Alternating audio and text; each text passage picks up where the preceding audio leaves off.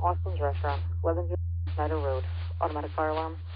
Station 85, Station 79, Engine 85, Engine 18-2, Tower 79. Spring Township, Austin's Restaurant, 1101 Snyder Road,